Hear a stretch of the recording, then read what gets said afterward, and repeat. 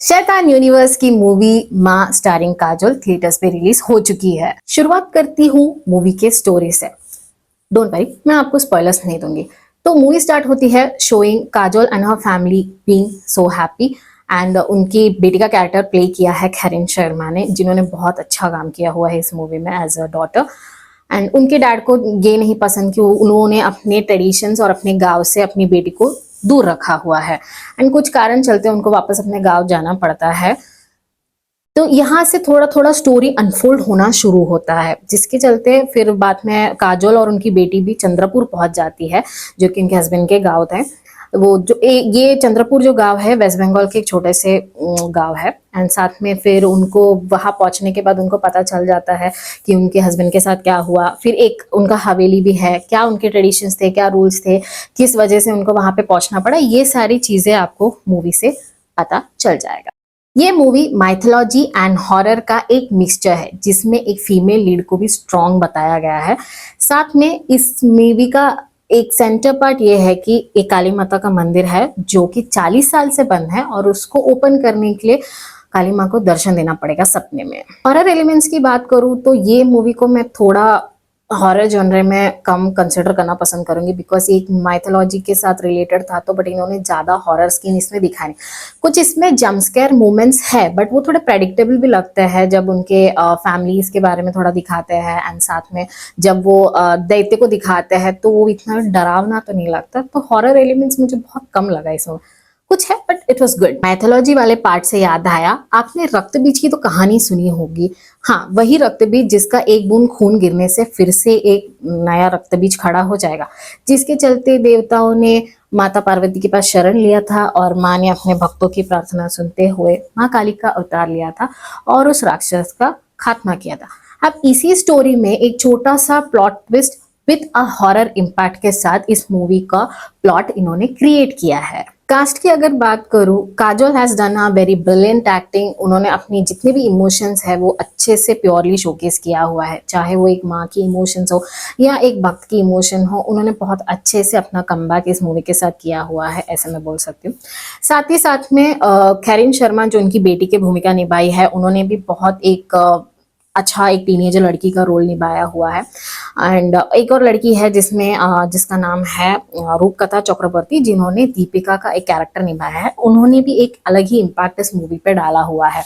साथ ही में अगर बात करूँ, रोनित रॉय का भी एक स्क्रीन प्रेजेंस ज्यादा तो नहीं है, बट उनका एक भूमिका इसमें सरपंच का है, जो आगे चल के एक सस्पेंसफुल प्लॉट वो क्रिएट करते हैं इस मूवी पे, जो कि मुझे बहुत थ्रिलिंग लगा फर्स्ट टाइम। एंड और अगर बात करें गानों में, इस मूवी में गाने बहुत कम हैं, जो कि मुझे बहुत पसंद है। बट सेकेंड हाफ में एक गाने हैं जो माँ काली का पूजा वाला एक सॉन्ग है। भाई साहब, वो जो गूजबम्स क्रिएट करती है जब माँ प्रकट होती है, वो एक अलग ही छाप छोड़ जाती है।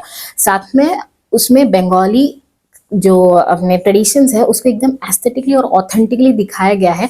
This was the whole good part in the movie. BGMs की बात करूँ, बीजीएम्स मुझे कुछ सीन्स में बहुत कम इम्पैक्टफुल लगे, कि उस जगह पे शायद वो बीजीएम की जरूरत नहीं थी। या फिर लास्ट में जब एक फेस ऑफ होता है अपनी काजोल एंड वो राक्षस का, तो उसमें जो एक टेंशन वाला इम्पैक्ट क्रिएट करना चाहिए था बीजीएम, वो नहीं था। तो मुझे लगा वहां पे एक अलग बीजीएम यूज किया जा सकता था। वीएफएक्स की अगर बात करूं तो फर्स्ट पार्ट में वीएफएक्स बहुत कम यूज हुआ है, क्योंकि उन्होंने स्टोरी इतना इम्पैक्टफुल बनाया था कि उसमें वीएफएक्स का यूज थोड़ा कम पड़ा। बट सेकेंड हाफ आते आते VFX, CGI and AI image generated images को मिला के एक स्टोरी जो उन्होंने बनाई है, वो थोड़ा मुझे टेरिबल स्क्रीन प्रेजेंस पता चला। मैं ये नहीं बोलूंगी कि इसमें अच्छे सीन्स नहीं है, कुछ अच्छे वीएफएक्स के सीन्स भी है, जैसे कि फर्स्ट हाफ में कार में आग लगने वाला एक सीन था। फिर सेकेंड हाफ के एंड में आते आते हाथों में से नसों की जगह पे पेड़ के जड़ें निकल रही है। फिर लास्ट में जब वो काली माता का दर्शन वाला एक सीन है, भाई उसमें तो गूजबम्स गारंटीड है। एंडिंग को उन लोग थोड़ा और लॉजिकली बनाया जा सकता था। मेरे हिसाब से राइटर को थोड़ा और रिसर्च करना चाहिए था एंडिंग लिखने से पहले, कि वो चीज़ से कैसी होती है, क्या होती है। बट मुझे लगा कि वो शायद उन्होंने ज़्यादा रिसर्च नहीं किया, उन्होंने ऐसे एक लॉजिकल या इलॉजिकल एंडिंग उन्होंने लिख दिया। एंडिंग से याद आया, मूवी खत्म होने के बाद सीधा उठ के मत जाइए, एक एंड क्रेडिट सीन है जिसमें इस मूवी को शैतान के मूवी के साथ या शैतान यूनिवर्स के साथ इलॉजिकली थोड़ा डालने का कोशिश भी किया गया है, बट आई कैन से कि वो शायद नेक्स्ट टाइम जब उन्होंने इनकी जो नेक्स्ट मूवी आएगी उसमें शायद एक फेस ऑफ हो सकता है माँ वर्सेस शैतान का, पता नहीं अभी लोग नेक्स्ट क्या करने वाले हैं। और ओवरऑल मैं इस मूवी को रेटिंग करना चाहूंगी 3/5 एंड थिएटर एक्सपीरियंस का अगर बोलूँ तो ये मेरे हिसाब से तो ओके था। आप इसको अपने फैमिली के साथ जाके एंजॉय कर भी सकते हैं या फिर आप OTT रिलीज का भी वेट कर सकते हैं।